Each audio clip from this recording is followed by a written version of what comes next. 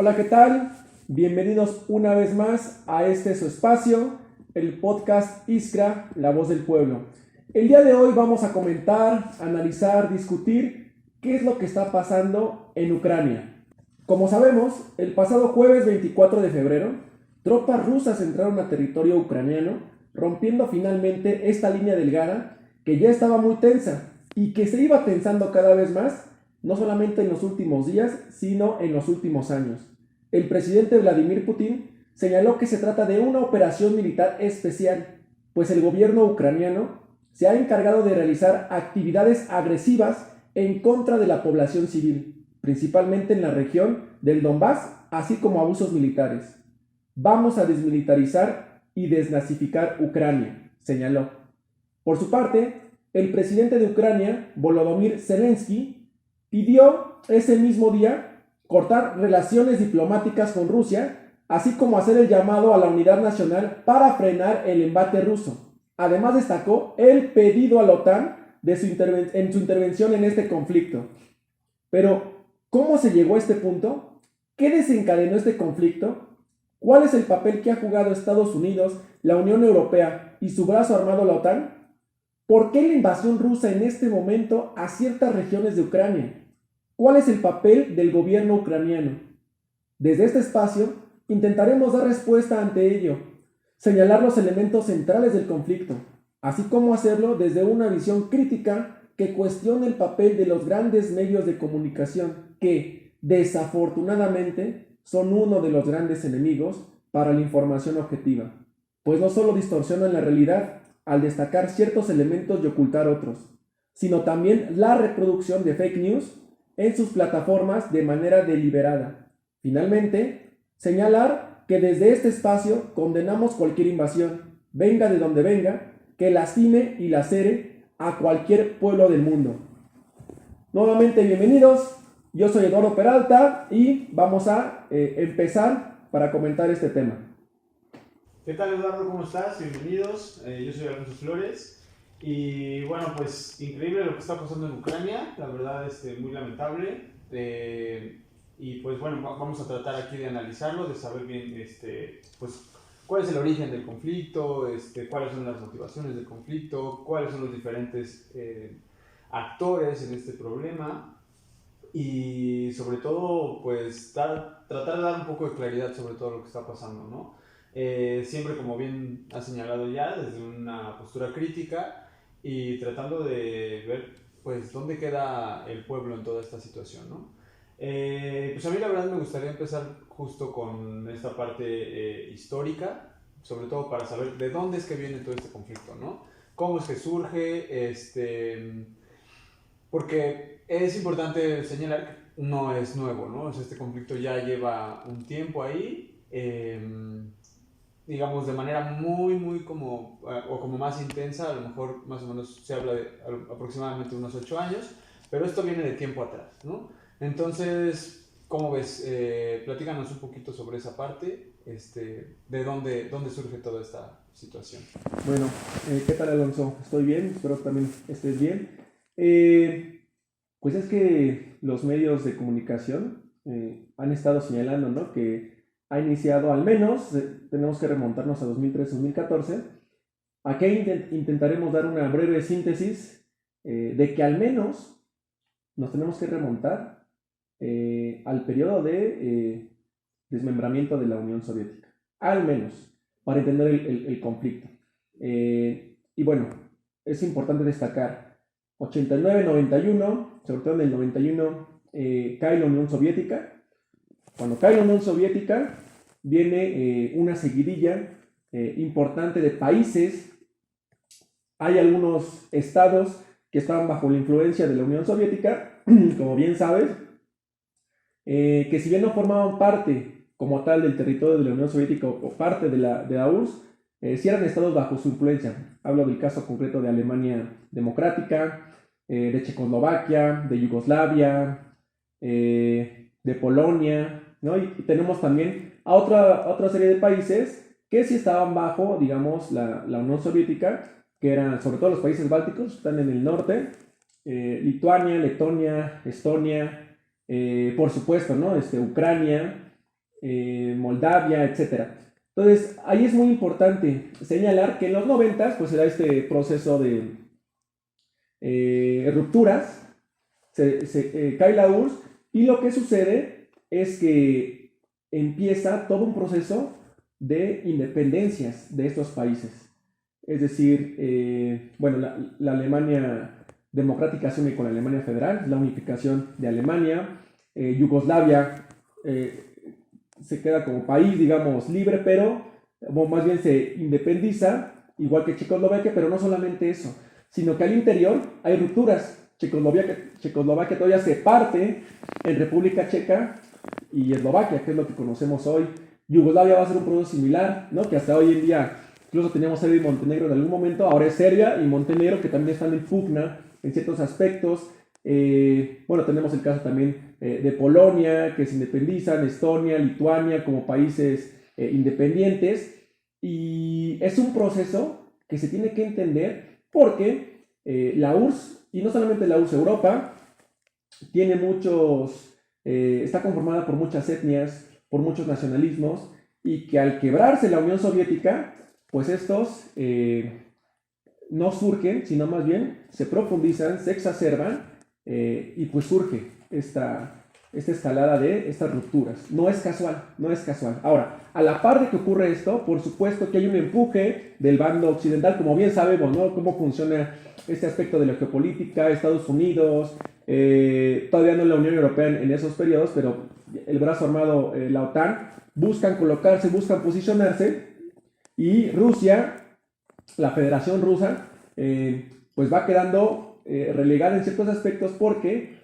en el 99, otro elemento muy importante, no vamos a detenernos tanto en el periodo de los 90, de manera general hay rupturas, hay guerras internas, donde también juegan papel importante Occidente, sobre todo la de Kosovo 98-99, que interviene también o apoya Estados Unidos a una parte en conflicto dentro de Yugoslavia, o de Yugoslavia, y en el 99 se da una primera gran ruptura que aquí identificamos, después de la caída de la Unión Soviética. Esa primera ruptura es que en el 99 entran a la OTAN República Checa, Hungría y Polonia. Entonces, hay una nueva reconfiguración del espacio, del territorio. La OTAN avanza hacia el este. Es un primer aviso importante. ¿Qué pasa hasta 2004? Bueno, en 2004 ya tenemos a Rumania, ya tenemos a Bulgaria, ya tenemos a varios países que entran a la OTAN, y además otros tantos que entran a la propia Unión Europea, ¿no? Entonces, es importante eso porque se va reconfigurando el mapa.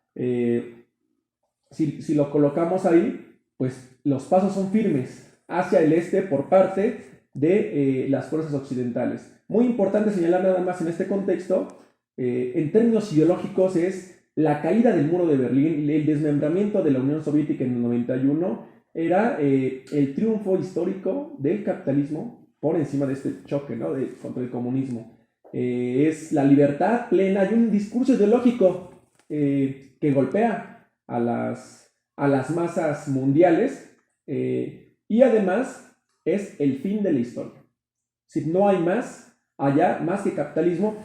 Rusia también entra a esta lógica de libre comercio, se vincula con el Fondo Monetario, con el Banco Mundial, adopta medidas de libre comercio, es decir, se parte en ese aspecto. Por supuesto, vienen las crisis, por supuesto, ¿no? En el 97 hay una crisis rusa, en el 97-98. A la par, ¿qué es lo interesante de este elemento? Que bueno, viene este proceso de avance de Occidente, y Rusia, por supuesto que se ve amenazada. Y Rusia en este momento ya no es más la URSS, no es más ese bloque que busca la emancipación de los pueblos o que está en ese camino, sino más bien entra a la lógica capitalista y tiene procesos distintos. Los que gobiernan en ese momento, bueno, Putin a partir del 2000, del 91 al 99 lo hace Boris Yeltsin, del 2000 al 2008 lo hace Putin, después Medvedev de 2008 a 2012 y otra vez Putin hasta la actualidad. Pero digamos, esos líderes ya empiezan a meter a la Rusia en la senda del capitalismo, por supuesto, gobiernan para los oligarcas, hay grandes fortunas en Rusia y el pueblo va quedando de lado, va quedando totalmente de lado. Muy importante el elemento estratégico de Rusia, que es el gas. Actualmente, por ejemplo, Rusia aporta el 27%, cercano, más arriba, más abajo, más o menos, 27% del gas de Europa lo proporciona Rusia. Entonces es un elemento estratégico el que se está jugando ahí. Y obviamente los gasoductos pues pasan por Ucrania, unos van directo a Alemania, otros pasan por estas repúblicas, estos países, entonces es muy importante ese elemento. Y la OTAN va avanzando, Estados Unidos va avanzando, perfecto. ¿Qué tenemos? Que en este escenario, ¿cuál es el papel que está jugando Ucrania?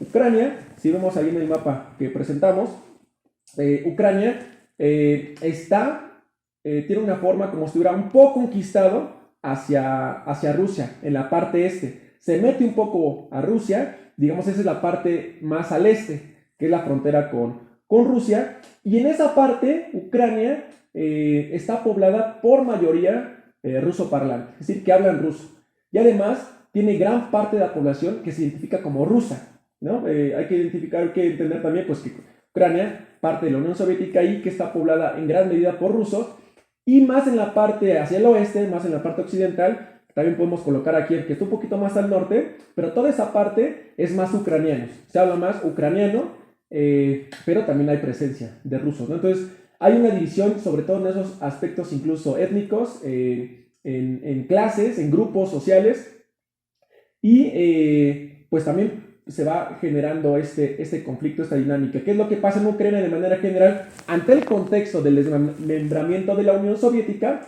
pues lo que tenemos, fíjate, es muy interesante, porque los primeros dos presidentes del 90 al 2000, 2004, son presidentes que su forma de ser un poco, sus políticas, sus planteamientos, los acercan más con Rusia.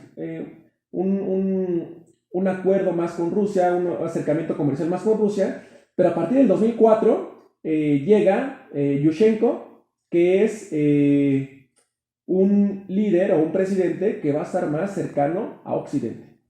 Va a estar más cercano a Occidente. De hecho, llega bajo no podemos llamarlo como una revolución o una rebelión como la que vimos en 2013-2014, pero sí bajo una andanada de esta revolución de colores que tanto les gusta mencionar a los medios occidentales, que no es otra cosa más que cambiar los gobiernos que estén más acorde a Occidente, es decir, tanto a Estados Unidos como a la Unión Europea, y que busquen vincularse con la propia Unión Europea en términos comerciales y con la OTAN. Entonces, ese es el elemento clave. Por supuesto, había una gran esperanza en la población de Ucrania que se pudiera avanzar en ese aspecto, no se logra, tan es así que en 2009 la que iba a competir en las elecciones del 2010, que es Timoshenko, acusada de corrupción, es encarcelada. La que iba a competir en las elecciones por el partido pro-occidente es encarcelada, y en 2010 en las elecciones gana Yanukovych, un líder más cercano a Rusia, y esto va a generar una inconformidad en un gran sector de la clase pues más acomodada en Ucrania, sobre todo la prooccidental. Entonces, ese elemento es muy importante. ¿Por qué? Porque si bien hay corrupción, no hay un sector popular que se reivindique tanto con este nuevo gobierno, lo que sí ocurre es que hay una serie de lineamientos que Yanukovych pone por delante, que justamente es, no me voy a acercar más con Rusia antes que con la Unión Europea, antes que con la OTAN. Entonces, ese elemento es muy importante, porque, fíjate, si hay descontento popular, pero en 2013-2014, bueno, sobre todo en 2013, en noviembre, a finales de 2013, en noviembre, está por firmar, o están dando las negociaciones para firmar un acuerdo comercial con la Unión Europea, y Yanukovych no firma.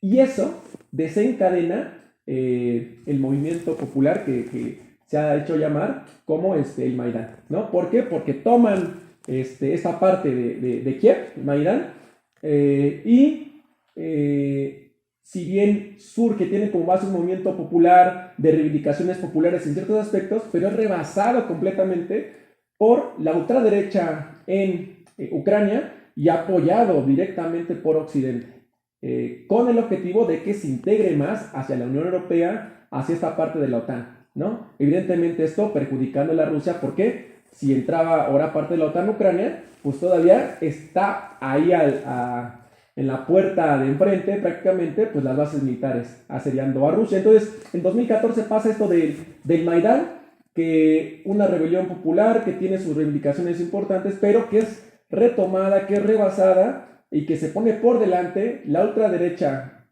en Ucrania. Como resultado tenemos que a principios del 2014 pues cae Yanukovych, renuncia, se impone un presidente interino, que después van a llamar elecciones a finales del 2014, pero se impone un presidente interino, y este presidente interino, bueno, este parlamento, lo que hace en un primer momento es eliminar una ley que tiene que ver con las lenguas minoritarias. ¿Qué significa esto? Pues significa que se va a combatir o se va a poner por delante el idioma ucraniano y de manera no tan explícita se va a combatir a rusos, rumanos, eslovenos, tártaros, etc. Y eso es lo que ocurre en ese periodo. ¿Cuál es la respuesta de Rusia ante esto? Porque es evidente que esto va favoreciendo a Occidente, se va desplegando cada vez más hacia el este el paso firme de Occidente, principalmente Estados Unidos y la Unión Europea, y Rusia ve esto como una amenaza real. Por supuesto, al momento de que este grupo pro-occidental da este golpe de Estado en 2014 a este gobierno pro-ruso, ya que hay que decirlo claramente, o sea, el pueblo empieza a quedar de lado. O sea, era una pugna a ver si jalas más con Rusia o a ver si jalas más con la Unión Europea y con Estados Unidos. Y el pueblo, no quedaba claro cuál era la posición del pueblo, qué era lo que quería. Y es muy importante ahí porque cuando se lleva a cabo digamos, se tumba a Yanukovych, hay varias repúblicas o hay varias regiones adentro de Ucrania que llevan a cabo referéndums. Y estos referéndums por la independencia, es decir, por soberanía en ciertos aspectos de Ucrania, porque estaban en contra del gobierno ucraniano que se había puesto en ese momento, y uno de ellos es Crimea. Y Crimea, lo que sucede en Crimea es que se declara, llevan a cabo un referéndum, se declaran independientes, o sea, libres del gobierno ucraniano, y Rusia lo reconoce. Y después Crimea busca ser anexada a Rusia, y Rusia también lo acepta.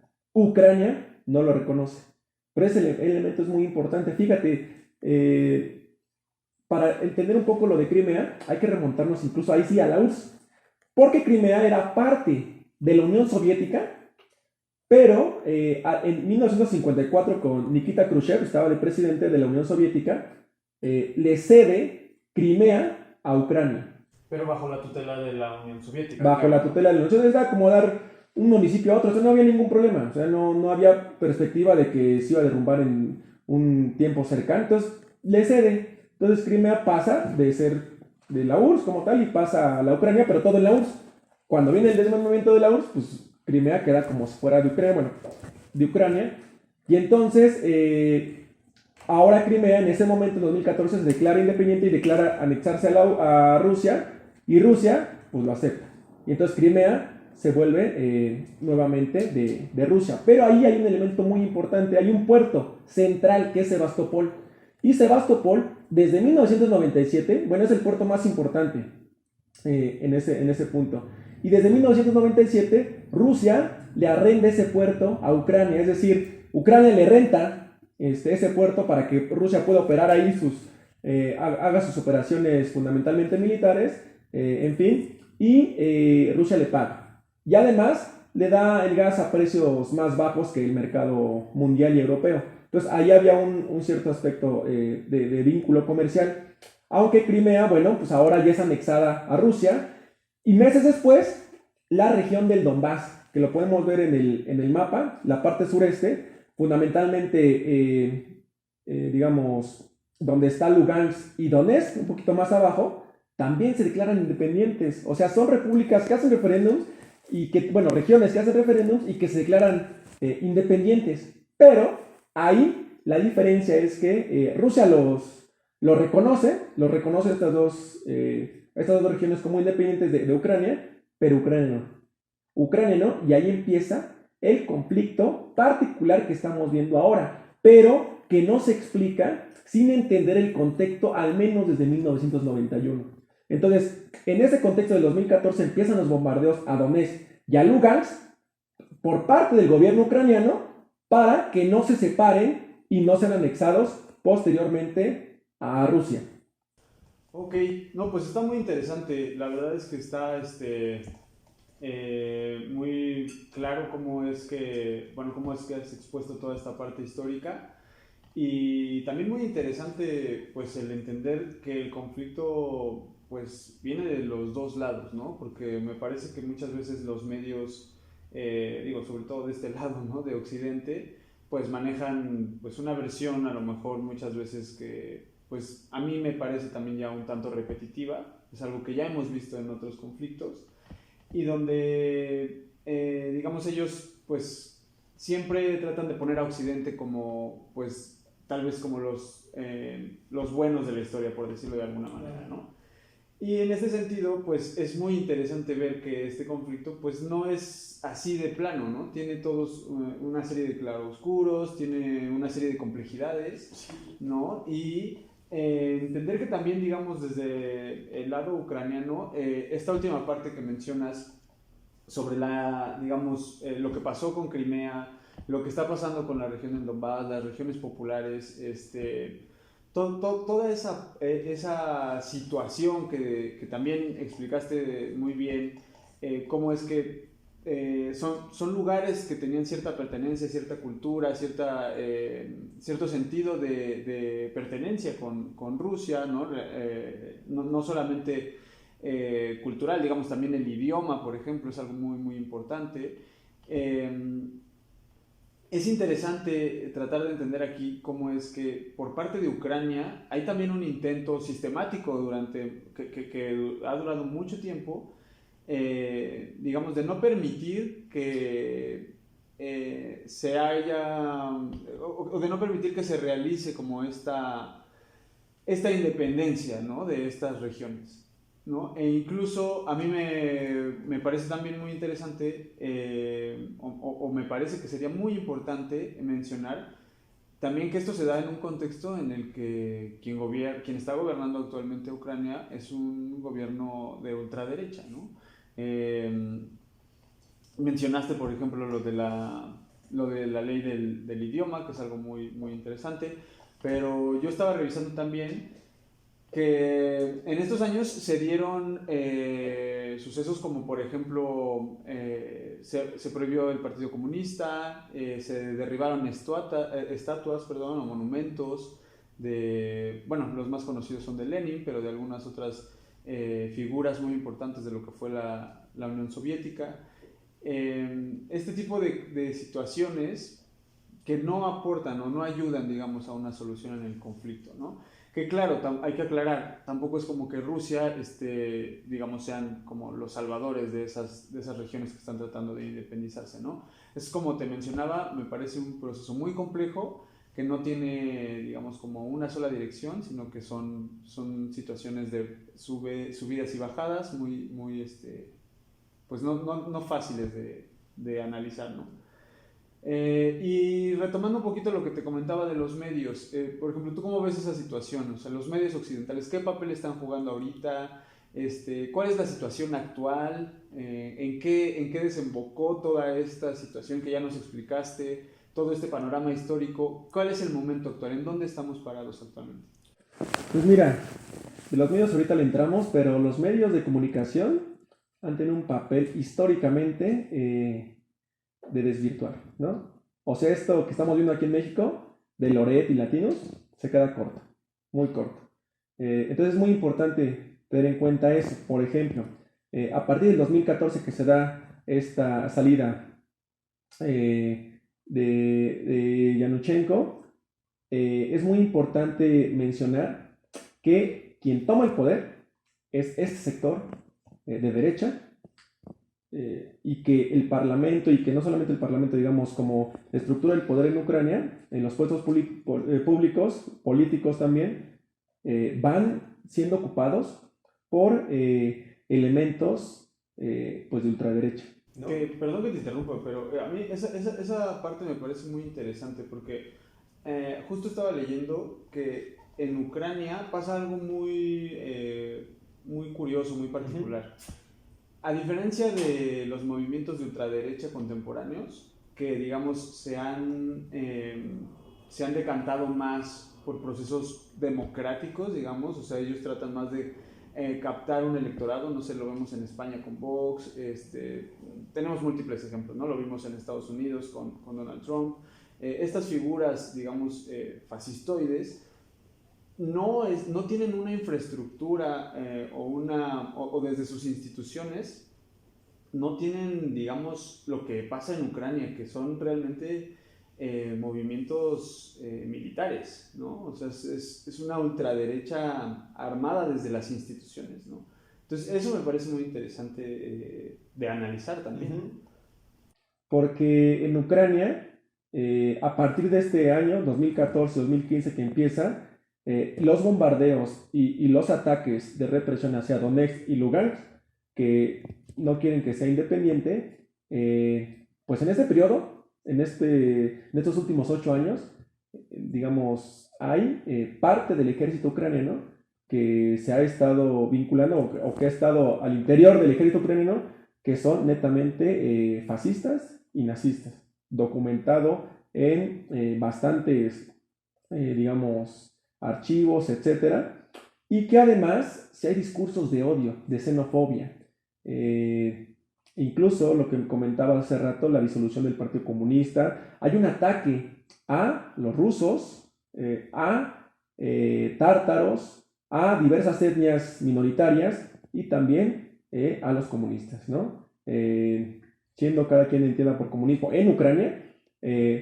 y no solamente eso, sino que fíjate, esto es muy interesante, o sea, en las movilizaciones de 2013-2014 hay evidencia que se contrataron a francotiradores para incluso disparar contra su propia movilización, para que aumentara la indignación y eso generara mayor descontento y eso propiciara un mayor empuje de Occidente. Y eso está documentado hasta incluso por propios francotiradores que fueron detenidos después. Después se logra, digamos, penetrar al ejército un sector, una avanzada, digamos, militar, pues netamente nazistas. Está Esvodova, por ejemplo, está sector de derecha, en el otro caso, y también se va avanzando en ese aspecto y van atacando no solamente a esta parte del Donbass, no solamente, sino en varios sectores de Ucrania, porque por supuesto que es un sector que prioriza eso, digamos, el aspecto de depurar incluso, ¿no? En ese aspecto Ucrania, y por supuesto que los líderes, los presidentes, a partir del 2014 hasta la actualidad del último, obviamente, Zelensky, pues traen esa lógica. Bueno, ese es el contexto. ¿Qué es lo que desencadena el conflicto? En este momento, digamos, trae todo este contexto, pero en este año, a principios, en febrero, Zelensky se niega a ratificar los acuerdos con Rusia de no seguir desarrollando experimentos nucleares en ese aspecto. ¿Los acuerdos de Minsk? Los acuerdos de Minsk son en 2015, que digamos esos acuerdos de Minsk son alto al fuego en las regiones de Lugansk y Donetsk. Okay. ¿Quién no cumple? ¿Rusia? Por supuesto que no. Es el gobierno de Ucrania el que no cumple, que sigue atacando, que sigue reprimiendo, que sigue bombardeando. Y ahí los medios que comentas, ni una sola palabra. Es más, tan en evidencia quedó que había sectores nazis al interior de Ucrania. El Parlamento en 2020, fíjate lo que hace, vota para que, o aprueba más bien, efemérides, de esas que tenemos acá en México también, efemérides, pero allá reivindicando los nacimientos de varios personajes netamente nazistas. Y otro elemento es que incluso Israel, fíjate lo que es Israel, un país que también bajo la lógica de Estados Unidos, Israel incluso se negaba y repudiaba el nazismo que estaba desarrollándose al interior de Ucrania. Tan es así que se pone todos estos elementos a discusión, que Rusia denuncia ante la ONU estos atropellos, y la ONU, oídos sordos. Evidentemente, pues los medios occidentales callan ante esto. Ellos deciden qué sale a la luz y qué no. Bueno, ante esta situación, pues la ONU pone a votación, bueno, vamos a votar esto, ¿están de acuerdo en que se prohíbe el nazismo o no? Y se pone a votación, y la gran mayoría vota en que se prohíbe el nazismo, pero 2 países votaron en contra. 2 países, y fueron Estados Unidos y Ucrania. ¿Eso en qué medio está saliendo actualmente? Y ese es el punto central.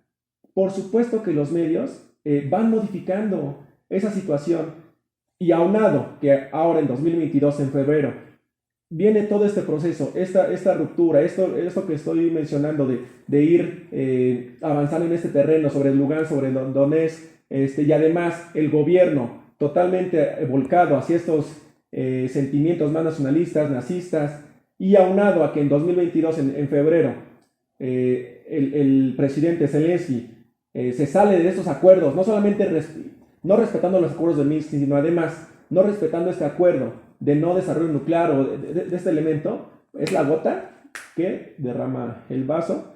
Y claro que Rusia se vio asediada en ese aspecto, y Putin lanza la operación militar especial. Entonces ese elemento es central para entenderlo. Por eso el discurso de Putin es: vamos a desmilitarizar y desnazificar, porque eso estaba ocurriendo. Y eso es muy importante mencionarlo. Y vienen las invasiones a ciertos puntos de Kiev, a ciertos puntos de Lugansk, de Donetsk, y está la invasión ahorita.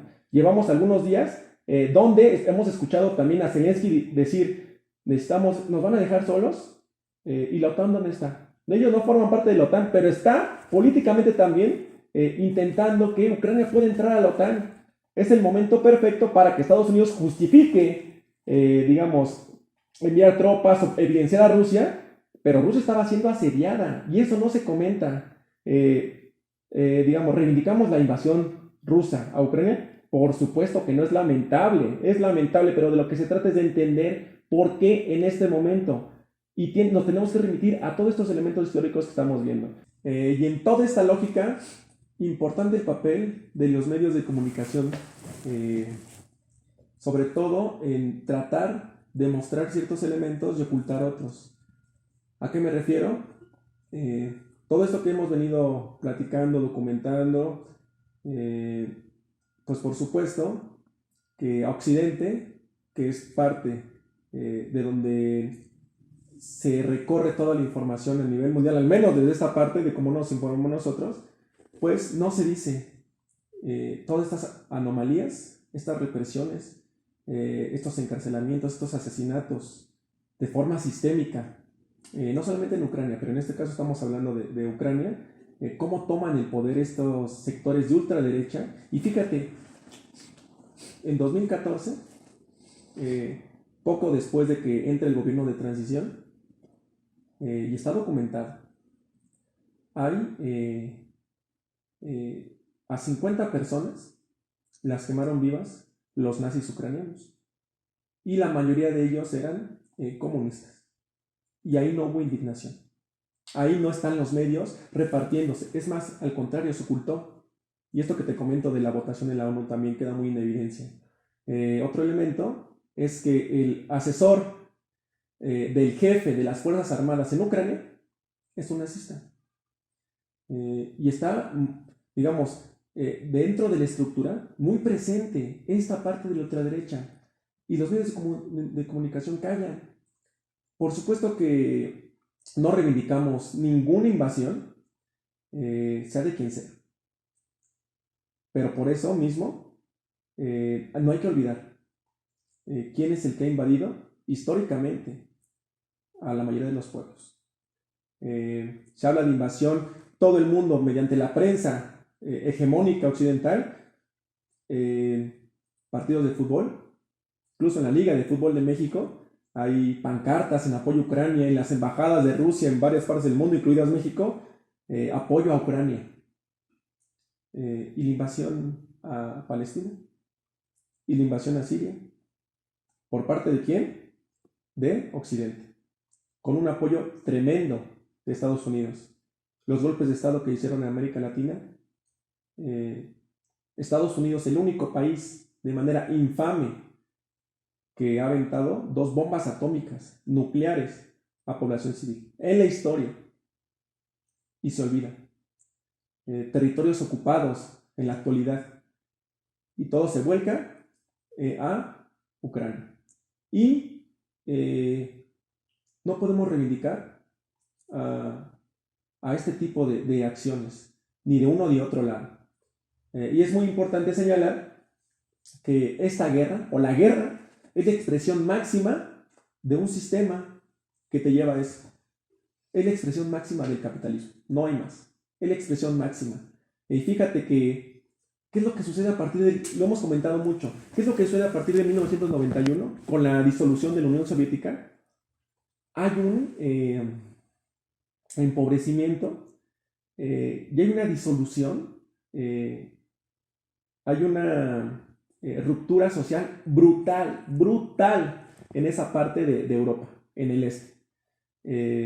Guerras, invasiones, secesiones, invasiones, y queda claro que esto es provocado, y esto es provocado a partir de que entra el capitalismo voraz, letal, neoliberal, de libre mercado. Por supuesto que es provocado por Estados Unidos. Entonces el discurso de todo va a mejorar porque se acabó el comunismo es completamente una mentira en ese aspecto. Es una mentira. Y tenemos prácticamente escenarios de guerra en estas últimas décadas en esa parte. Y Ucrania es parte de eso. Es una guerra, pero consecuencia de este sistema. Y es muy importante remarcarlo. El papel que juegan los medios, porque ahora estamos viendo que varios eventos se cancelan en territorio ruso. Hay sanciones para Rusia en el aspecto también cultural, deportivo, económico, los bancos, etc. Pero entonces para las otras potencias, entonces hay que señalar esos elementos. Sí, claro, es muy interesante todo esto que comentas. Justo a mí me parece que es, digamos, la guerra, claro, es esta consecuencia del capitalismo, como bien lo dices. Y es importante señalar que pues, el capitalismo, sobre todo la hegemonía de este modo de producción, es pues muy hipócrita, muy cínica, no sé, con esta situación que comentas de los medios, cómo callan cuando les conviene. Lo vivimos en México. Lo vimos en México, claro, por supuesto. Y en todo el mundo, ¿no? En todo el mundo se pronuncian a favor de la libertad, a favor de la libertad de expresión.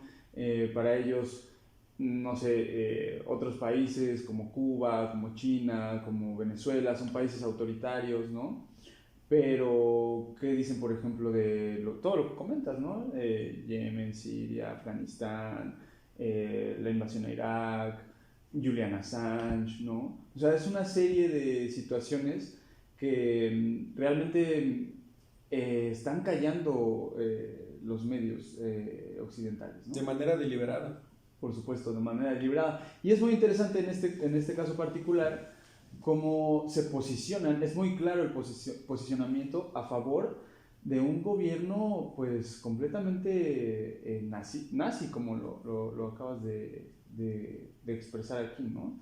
A mí me llamaba mucho la atención, estaba viendo en la mañana las protestas en la embajada ucraniana aquí en México. ¿Quiénes estaban ahí? ¿No? Estaba, por ejemplo, personajes como Gloria Álvarez, por ejemplo, ¿no? Que están abiertamente en contra de toda esta... pues de toda la izquierda, ¿no? De toda la izquierda, movimientos democráticos, ¿no? O sea, son gentes que hablan, personas que hablan mal de pues de gobiernos democráticos de izquierda alrededor de todo de derechos humanos, déjate eso.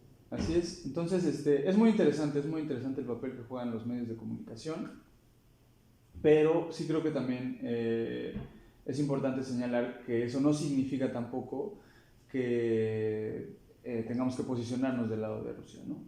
Me parece que no es por ahí la cuestión. Creo que si bien es correcto que Occidente está tratando de sacar ventaja de esta situación, es también cierto que Rusia digamos, no está del lado del pueblo ucraniano, ¿no? Que es al final quien está padeciendo toda esta problemática, ¿no? Es al final quien está pagando los platos rotos y las consecuencias, ¿no? Y quien está sufriendo pues, toda esta situación que es muy, muy triste y muy lamentable, ¿no? Mira, fíjate, es muy interesante lo que comentas. O sea, Rusia tiene intereses particulares para invadir, para entrar a Lugansk, a Donetsk, a Ucrania en general. Y nosotros no apoyamos eso. Por supuesto que no lo podemos apoyar. Estamos totalmente en contra de esos elementos, porque además Rusia, hay que entenderlo, es un país capitalista, ya no es la URSS. Aunque Biden diga que quiere volver la URSS, y en la mañana Putin se avienta un discurso contra la revolución bolchevique y contra Lenin. Entonces no es la URSS. Hay que quitarnos eso de la cabeza. No es la URSS. Es un país capitalista buscando la hegemonía capitalista que le beneficia a sus intereses capitalistas. Y eso no lo podemos defender. Porque cuando invade no lo hace en beneficio del pueblo, ni ruso ni ucraniano. Por otro lado, un gobierno que se enquista y que uno de sus elementos ha sido reprimir y bombardear a su propia población, como es el caso del gobierno de Ucrania, a su propia población del este, sobre todo en Donetsk y Lugansk, y además en otras partes también reprimir a rusos, a comunistas, a población que vive ahí, eso no lo podemos reivindicar. O sea, este elemento a nivel mundial que se dice apoyo total a Ucrania, no. Apoyo total al pueblo de Ucrania, por supuesto. Pero al gobierno de Ucrania, por supuesto que no. Un gobierno nazi, vamos a apoyar un gobierno nazi, vamos a apoyar un gobierno que ha asesinado, que tiene entre sus filas a estos fascistas, que están documentados, que llegaron al poder mediante una serie de anomalías y de represión, de asesinato. Por supuesto que no es reivindicable, pero es lo que se está reivindicando a nivel mundial por estos medios. Y por supuesto la población con esta visión retoma esa senda. Y vemos en las embajadas, Putin fuera de Rusia, perfecto, de acuerdo. Y la Unión Europea y Estados Unidos no podemos apoyar, tampoco nos podemos posicionar de ese lado. Ni con Rusia, ni con el gobierno de Ucrania, ni con la Unión Europea, ni con Estados Unidos, porque sabemos lo que hacen, sabemos lo que han hecho históricamente. Y este pueblo, nuestro país México, sabemos de lo que es capaz de Estados Unidos. Nos quitó más de la mitad del territorio. Entonces, y en la actualidad siguen actuando de esa forma, no es que hayan cambiado, en la actualidad siguen actuando de esa forma. Entonces, es un error colocarnos en esta pugna como defensores de uno y atacar de otro, defensores de otro y atacar al otro. Nuestra posición siempre va a ser apoyar a los pueblos. Y no queda claro en este momento, es tanta la complejidad de este problema que no queda claro hacia dónde va el pueblo, no queda claro hacia dónde se quiere dirigir, si quiere seguir siendo Ucrania, si se quiere unir a la Unión Europea, a Rusia, si quiere ser independiente en esos lugares, no queda claro porque hay una fuerza más grande en este momento que está debatiendo entre Rusia y su banda y el gobierno de Ucrania con Occidente. Y el pueblo está quedando completamente de lado. Que es una historia que ya hemos visto, ¿no? Es una historia que se repite y se repite y se repite y las consecuencias al final van a ser pues las mismas, ¿no? O sea, desplazados, refugiados, al final, digamos, pareciera que es como un tablero de ajedrez donde realmente quien está atrás de todo esto pues son dos grandes potencias y quien está sufriendo todas las consecuencias pues es la gente que vive en esos lugares, ¿no? Y que al final pues va a terminar viviendo como pues situaciones muy, muy lamentables, ¿no? Como lo hemos visto en otros lugares. Entonces es complejo, me parece que es muy complejo, es difícil saber exactamente cuál sería la mejor situación para el pueblo ruso, para el pueblo ucraniano, pero bueno, pues hay que seguir comentando estas situaciones. Creo que es muy importante que todos, digamos, sigamos en este debate, tratando de dar un poquito de claridad sobre lo que está pasando. No sé. Fíjate que ahora que se asoman estas, digamos, manifestaciones en varias partes del mundo, he visto, a mí me gusta el fútbol, ¿no? Obviamente. Y he visto en Europa, en América, los jugadores unidos con la bandera de Ucrania, en embajadas se cancelan ciertos eventos y piden acabar con la guerra. Queremos paz. Pero, ¿qué es la paz? Y ahí yo quisiera profundizar un poco. ¿Qué es la paz? Pues evidentemente el tanque disparando a población es es la expresión más elevada de la violencia. Pero si hay una persona que recibe su salario y no le alcanza para comer, no va a haber paz.